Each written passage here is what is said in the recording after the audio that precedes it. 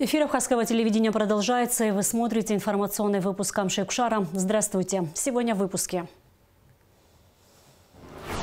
Исполнилось 30 лет со дня основания прокуратуры Абхазии. В Доме Москвы состоялось торжественное мероприятие, посвященное 63-летию со дня полета в космос героя Советского Союза Юрия Гагарина. Книгу пророка Ионы и 4 притчи из Евангелия от Луки издали на абхазском языке. Минтуризма Абхазии совместно с компанией «Турист» организовали инфотур для крупных туроператоров Крыма.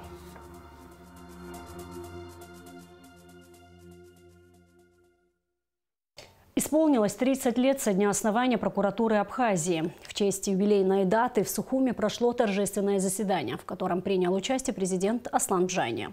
Поздравить коллег также приехали гости из Российской Федерации и Южной Осетии. Репортаж Али Китрапш.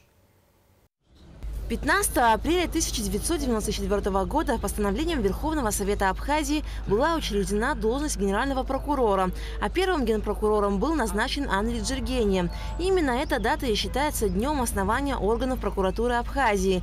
Торжественные мероприятия, посвященные 30-летию главного следственного органа страны, начались с церемонии возложения цветов к мемориалу в Арке Славы в Сухуми. Память погибших защитников Родины почтили сотрудники прокуратуры во главе с генеральным прокурором Адгуром Агарба, а также представители Генеральной прокуратуры России и Южной Осетии, приехавшие на празднование юбилея ведомства. Затем в зале заседания Кабинета министров состоялось торжественное заседание. С докладом об истории становления органов прокуратуры Абхазии и основных направлениях их деятельности выступил генпрокурор Адгур Агарба, отметив, что приоритетным направлением в работе прокуратуры Абхазии остается надзор за соблюдением противодействия коррупции, обеспечение прав граждан во всех сферах. На прокуратуру возложены задачи по ведению следственных действий, расследованию тяжких и особо тяжких уголовных дел. Принимаются меры, направленные на повышение качества, поддержание государственного обвинения, участия прокуроров на стадии уголовного судопроизводства, о чем свидетельствуют судебные акты по делам, относящимся к категории особо тяжких, а также представляющих особую сложность и имеющих большой общественный резонанс. Эффективно использовали имеющиеся полномочия в рамках гражданского и административного судопроизводства, поскольку профессия цивилиста является одной из важнейших в судебной системе и играет решающую роль в защите гражданских прав и соблюдении законности в гражданском обществе. На торжественном заседании выступил президент Аслан Бжаня. Глава государства особо подчеркнул, что за прошедшие годы коллектив Генеральной прокуратуры Абхазии проделал большую работу в укреплении законности и правопорядка. Расследование несколько тысяч уголовных дел, включая тяжкие и особо тяжкие преступления, имевшие широкий общественный резонанс. Становление и развитие органов прокуратуры внесли вклад яркие правоведы, практики, крупные государственные деятели. От граждан Абхазии от себя лично выражаю благодарность и признательность работникам прокуратуры за достойный вклад в усиление нашей государственности.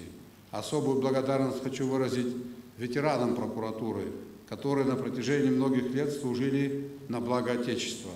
Уверен, что ваш коллектив будет и впредь продолжать свою важную работу. Только объединив усилия, мы сможем преодолеть любые вызовы, которые стоят перед нами сегодня, и построить еще более справедливое и процветающее общество. Желаю вам крепкого здоровья, мирного неба, благополучия, а также сил, мужества, терпения в вашей ответственной и очень важной работе. Пусть принципиальность, справедливость и преданность служению правосудию остаются вашими основными ценностями. С праздником, уважаемые коллеги! Абхазских коллег с профессиональным праздником поздравили представители Генеральной прокуратуры России и Южной Осетии. У органов прокуратуры России и Абхазии сложились многолетние тесные добрососедские отношения. Мы совместно противостоим современным криминальным угрозам, совершенствуем подходы к надзорной деятельности, обмениваемся накопленным опытом. Считаю важным развивать потенциал дальнейшего двустороннего сотрудничества, приумножать общие исторические традиции во благо наших братских народов. Во многом выполнении поставленных перед прокуратурой Абхазии задач ваша заслуга, уважаемый Адгур Нукзарович. Вы внесли большой вклад в повышение качества взаимодействия между прокуратурами наших стран. Мы надеемся на дальнейшее плодотворное сотрудничество с уважаемыми абхазскими коллегами и со своей стороны будем стремиться и дальше наращивать потенциал сотрудничества и эффективного взаимодействия. Выражаю уверенность, что в нашей совместной работе мы сможем добиться самых высоких результатов. Прокуратура Абхазии строит свою работу в тесном взаимодействии с органами исполнительной, законодательной и судебной властей. И, конечно же, в день рождения звучат поздравления от руководителей этих структур. Личный состав ведомства также поздравили начальник Государственной службы охраны, председатель службы госбезопасности, министр внутренних дел и другие. В ознаменование 30-й годовщины со дня учреждения прокуратуры Абхазии за примерное исполнение служебных обязанностей и достигнутых успехов нагрудными знаками были награждены ряд сотрудников ведомства, а также присвоены классные чины. Кроме того, юбилейными медалями в честь 30-летия органов прокуратуры Абхазии были награждены все ветераны ведомства. Указом президента Абхазии Ирине Читанава, Руслану Тыргба и Дауру Амичба присвоен классный чин государственный советник юстиции 3-го класса. Альга Трапшира Мукамки, Алексей Гухава, Абхазское телевидение. В Доме Москвы в Сухуми состоялось торжественное мероприятие, посвященное 63-летию со дня полета в космос героя Советского Союза Юрия Гагарина. В рамках мероприятия космический инженер Андрей Афанасьев и научный журналист Наталья Лескова прочитали лекции и показали презентации о космосе и космических исследованиях. Рада Чачава расскажет все подробности. Человечество испокон веков интересовалось космосом. От Аристотеля и Гипатии Александрийской, наблюдавших звездное небо тысячи лет назад, до больших международных программ наших дней, с древнейших времен исследование космоса неумолимо сопровождало человеческое развитие. 12 апреля отмечался День космонавтики, посвященный первому полету человека в космос. А сегодня в Доме Москвы студентам и школьникам прочитали лекции о космических исследованиях и истории космонавтики. Для всех приглашенных Дом Москвы также подготовил интересные подарки. Нас посетили два спикера из Москвы. Это космический инженер Афанасьев Андрей Юрьевич и Лескова Наталья, научный журналист, автор детских книг о космосе. Сегодня лекция у нас для студентов АГУ, физико-математический факультет, специальность физики, в составе 25 человек, полный зал. Мы очень рады, что они посетили наше мероприятие. Завтра лекция для школьников. Придут 6 класс из средней школы номер 6 имени Комарова. Для них будет совсем другая лекция. Она будет построена в детском формате, чтобы им было интересно. Облетев Землю на корабле-спутнике, я увидел, как прекрасна наша планета. Люди, будем хранить и приумножать эту красоту, а не разрушать ее. Эти слова принадлежат первому человеку, побывавшему в космосе, летчику-космонавту, гражданину мира, чье имя известно каждому – Юрию Гагарину. В холле Дома Москвы была развернута фотовыставка, посвященная этому удивительному человеку. О нем юным физикам в обширной лекции детально и интересно рассказал космический инженер Андрей Афанасьев, приехавший на Черноморское побережье из Москвы. Моя лекция о Гагарине, о его роли в становлении нашей космонавтики и о последующем, о том, что было после Гагарина, о многоразовой технике, об орбитальных самолетах, о том, что, как это называл Сергей Павлович Королев, как нам возвратиться из космоса на крыльях. Вот об этом речь, о крыльях, на которых возвращались из космоса и наши летательные аппараты, и проектируемые летательные аппараты, американские летательные аппараты. Вот об этом речь и о некоторых перспективах этого подхода. 16 апреля Дом Москвы посетят уже школьники, учащиеся школы номер 6 имени Владимира Комарова, советского летчика-космонавта. Для юных слушателей прочитает лекцию научный журналист Наталья Лескова. Приехала сюда рассказать о некоторых страницах покорения космоса. 12 апреля 1961 года вошло в историю, в общем-то, всей планеты, а не только каких-то отдельных стран. Рассказать о городе Королеве Московской области. Лекция будет и об этом, и это будет презентация моей книжки научно-популярной, которая называется «Происхождение жизни от метеорита до человека». Эти книжки у меня есть с собой, и школьники, которые будут на этой лекции присутствовать, получат их в подарок. Как рассказал Андрей Афанасьев, делиться знаниями в области космонавтики с подрастающим поколением невероятно важно. Ведь исследование космоса – это возможность не только открывать новые планеты и создавать перспективные технологии, но и работать совместно для достижения главной цели – развития всего человечества. Студенты – это наша опора, наше будущее. Студенты-технари, в том числе и гуманитарии тоже, которые могут это правильно осветить, безусловно. Потому что, как сказал Циолковский, наше будущее там, в космосе. И Сергей Павлович Королев к этому тоже приложил всю свою жизнь практически, посвятил этому. И огромное количество космонавтов, инженеров, техников, которые выросли тоже из студентов. Поэтому это безусловно важно. Наш выход в космос – это эпоха. Началась она именно тогда. Сергей Королев говорил, что космонавтика имеет безграничное будущее, а потому кажется особенно важным взращивать в юных умах неумолимое любопытство, обращенное к далеким звездам. Рада Чачава, Заур Кварче, Абхазское телевидение. С 11 по 14 апреля Минтуризма Абхазии совместно с национальной туристической компанией «Турист» организовали инфотур для крупных туроператоров Крыма. Это стало возможным благодаря договоренностям в рамках Межправительственной комиссии по торгово-экономическому, научно-техническому, гуманитарному сотрудничеству между Кабинетом министром Абхазии и Советом министров Республики Крым. Главная цель тура – знакомство с достопримечательностями, историко-культурным наследием, культурой и традициями нашей страны. Шиджибзия и Табу. До свидания, забыла как. Абзирас. Еще рано, да? И действительно, прощаться надолго не в планах. Впереди тесное сотрудничество Абхазии и Крыма в разных сферах. А одно из самых востребованных направлений – туризм. Гости из Крымского полуострова были в стране души всего 3 дня, но за это время успели выучить немного слов на абхазском. С 11 по 14 апреля крымские туроператоры знакомились с достопримечательностями нашей страны, ее красотами, объектами историко-культурного наследия, изучали культуру, быт и традиции. И все это, чтобы побольше рассказать крымчанам об Абхазии. Чтобы наши люди, то есть наши крымские жители могли попасть в эту прекрасную, замечательную страну Абхазии. Знаете, вот с советских, наверное, времен на слуху новый Афон, Абхазия, это как бы все было родное, да, а потом и нынче все это возобновляется, работа, сотрудничество. Я думаю, что это будет настолько яркое. Даже наше сообщение будет о том, что где мы видели, где мы были, что мы видели, совершенно будет просто неизгладимо.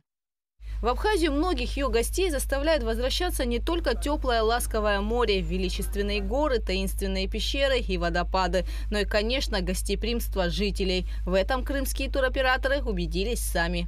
Всему абхазскому народу спасибо огромное, огромное за то, что вы такие гостеприимные, что вы свой колорит жизненный совершенно не уронили, что это все осталось, что вы нам все передаете самое, то есть вот этот колорит гостеприимства, он просто не на слуху, он действительно на деле, поэтому низкий поклон. Будем рады тоже вас видеть всех в Крыму.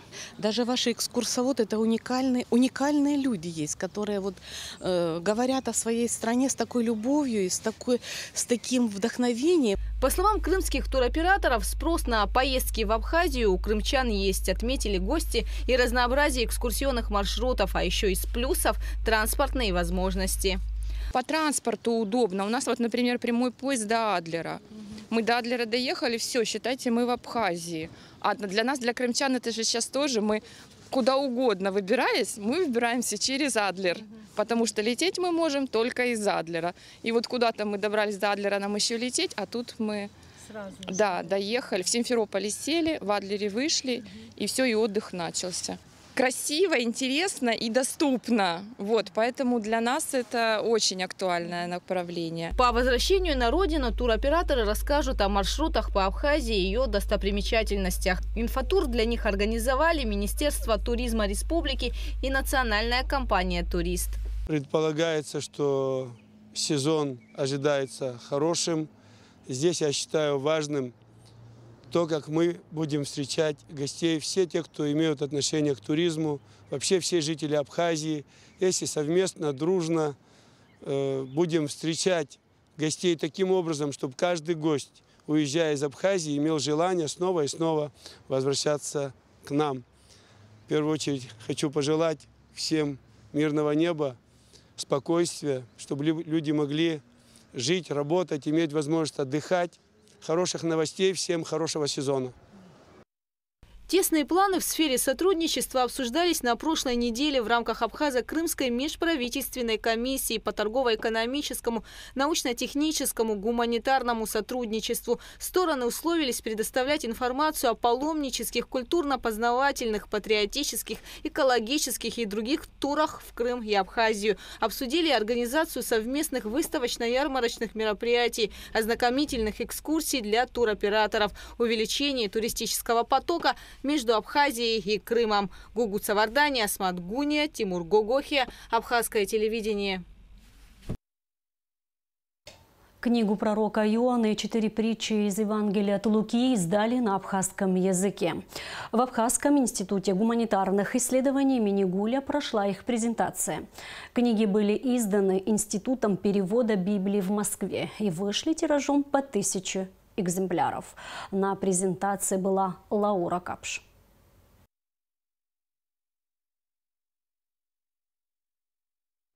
Институт перевода Библии выпустил 2 библейских издания на абхазском языке. Книгу пророка Ионы и сборник «Евангельские притчи». Над переводом книги работал Арда Ашуба, специалист по абхазскому языку, ученый-филолог, директор Абхазского института гуманитарных исследований имени Гуля. В работе над изданием также принимали участие богословский редактор, специалист по библеистике и абхазскому языку Джеймс Хэмпсон, переводчик и преподаватель кафедры абхазского языка АГУ Тамила Аршба.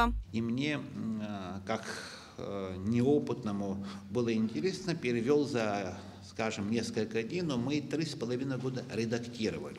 Почему? Потому что я переводил с русского, а русский текст их несколько.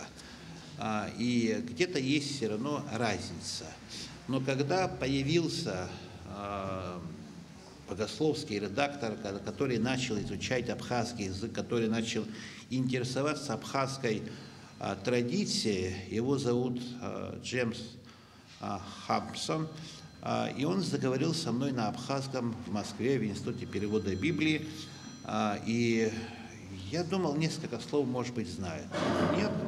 И мы в этот же день приступили, говорят, вот он будет вашим богословским редактором, покажите, пожалуйста, тот текст, который вы перевели. В книге Ионы повествуется о ветхозаветном пророке, проведшем 3 суток в чреве кита. В этом коротком и драматичном повествовании отразились существенные моменты человеческого бытия и поднимаются такие важные вопросы, как непослушание Богу, покаяние и Божие милосердие. Издание вышло в большом формате с красочными иллюстрациями Ирины Павлишиной. Стоит отметить, что особенностью данного издания является то, что абхазский перевод в нем сопровождается 2 параллельными текстами – русским и английским. Наличие разных переводов будет способствовать более широкому использованию книги, поможет в изучении языков. Мы не хотим, чтобы эти книги где-то лежали. Хорошо в складу, на столе у вас дома, пожалуйста, читайте. Раздайте людям, пусть они читают. Если есть замечания, обязательно мы хотим слышать отклик. Хороший или плохой, любой отклик. Хорошо, если вам что-то не нравится, обязательно пишите, позвоните, скажите. И мы будем ваши замечания, конечно, обращаем внимание. Если говорить об евангельских притчах, то книга содержит 4 притчи из Евангелия от Луки. О добром самарянине, о брачном пире, о блудном сыне и о мытаре и фарисее. В этих притчах содержатся образы и примеры, заимствованные из обыденной жизни и окружающей природы, которые Иисус Христос широко использовал в своей проповеди. Издание снабжено графическими рисунками, которые подробно иллюстрируют сюжеты притчи. Мы работаем с разными народами. Алтайцы, тувинцы, хакасы, гумандинцы, тубалары, кавказские народы, абазинцы, кабардинцы.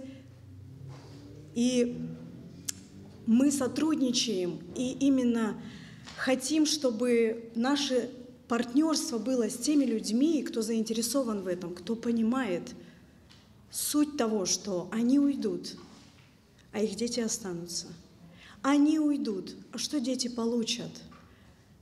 В слове сокрыта большая драгоценность, но слово нужно доставить, сохранить. Очень важно молиться и читать на своем языке, отмечали выступающие на презентации книг. Ведь в родном языке каждая буква отзывается в душе нежным теплом. Каждое слово заставляет сердце биться быстрее и пробуждает настоящую, неискоренимую любовь к родному, семейному и настоящему. В частности, вот моя супруга и наш друг Алиса, рядом с ней сидущая, они рецензировали эту книгу.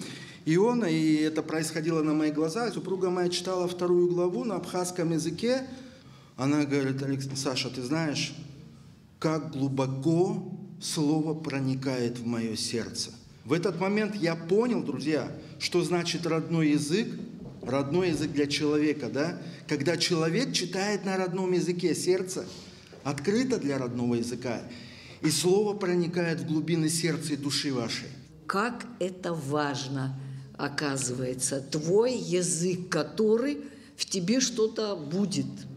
И вот за это я на самом деле очень благодарю. И в будущем я бы очень хотела, чтобы богослужения во всех церквях Абхазии православной все-таки, чтобы были от начала и до конца на абхазском языке. Я думаю, мы это заслуживаем. С электронной версией книги пророка Ионы и евангельских притчах на абхазском языке можно ознакомиться на сайте Института перевода Библии в разделе электронных книг. Лаура Капш, Амра Зарандия, Тимур Гогохя, Абхазское телевидение. Государственный заслуженный ансамбль народной песни и танца Абхазии имени Василия Царгуш выступит с концертом в Саратове. Выступление состоится в рамках открытия культурных сезонов «Россия-Абхазия-2024» в областной филармонии Саратова в субботу, 27 апреля. Художественный руководитель ансамбля, народный артист Абхазии Карачаево-Черкесской республики Валерий Таня. Зрителям будут представлены абхазские народные песни и вокально-хореографические картины «Абхазская свадьба», Ауапа Кошара, хороводный танец, аураща и многое другое. А сейчас прогноз погоды. По сообщению Гидрометцентра, во вторник, 16 апреля, на территории Абхазии ожидается переменная облачность без осадков. Температура воздуха ночью плюс 8-13, днем плюс 17-22. Температура морской воды плюс 14 градусов.